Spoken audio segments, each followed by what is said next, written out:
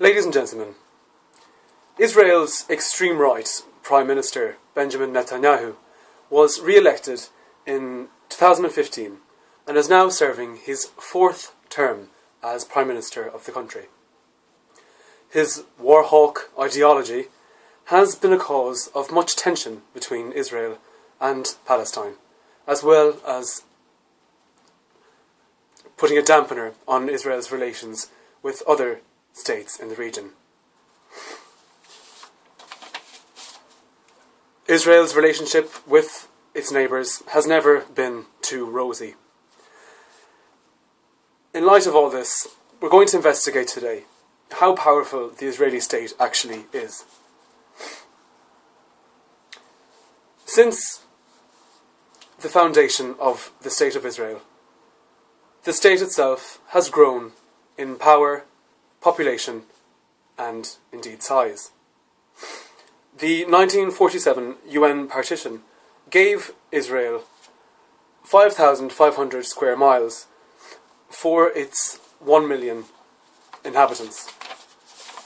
Today, close to 8 million people live in the State of Israel, and it has expanded from 5,500 square miles to 8,000 square miles.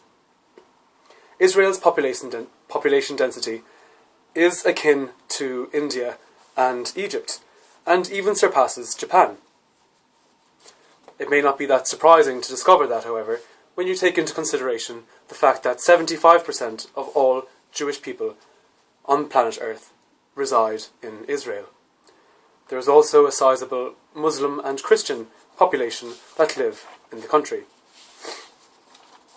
In terms of its economy, Israel may indeed be small, but it punches far above its weight economically. It has a GDP of roughly $300 billion per annum, which ranks it 37th in the world, and it also has placed at number 19 on the UN Human Development Index. Israel is home to a high-tech startup boom. It has been nicknamed the Silicon Valley. I hope I'm pronouncing that right. It's Arabic for the word valley, wadi or vadi. Many people have put this boom down to the fact that Jewish people have traditionally invested heavily in education, and they have a disproportionate amount of scientists and engineers among their people. Israel has one of the world's most prominent diamond cutting and polishing industries, even though the country does not really have many natural resources.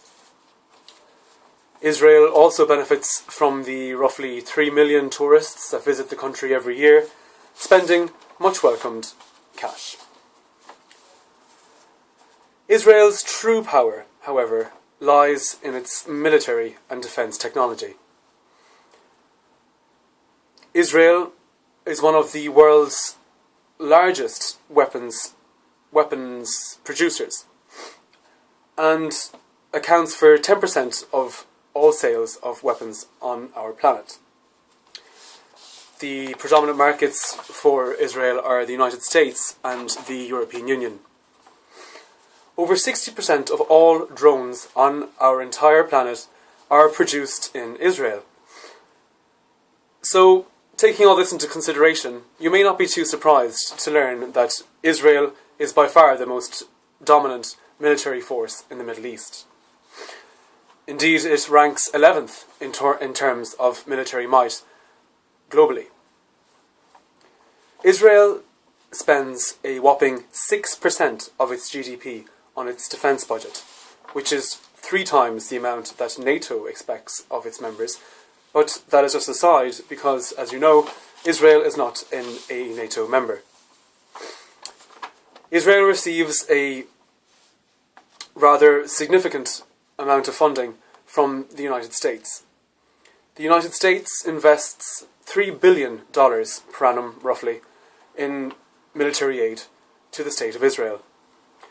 This allows for the US to have a strong military foothold in the Middle East, and in return, the United States has, in far more cases than not, supported Israel and vetoed any resolutions that may be put into motion by the United Nations regarding its activities in Palestine. As you'll know, that did not happen at the most recent gathering when Obama's representative to the UN did not veto the resolution on Israeli settlements in Palestine. On that note, historically, yes, the governments of Israel and the US have worked in close cahoots, but tensions did rise during the Obama administration.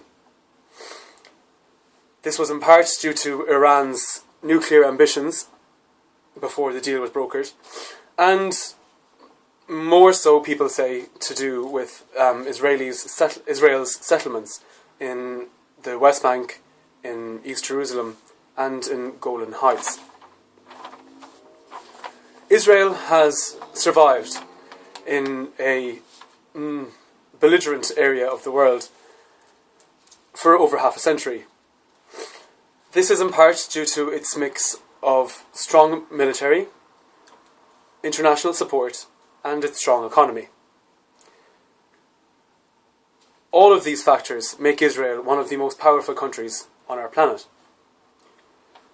But what Israel does with that power has been a source of much debate.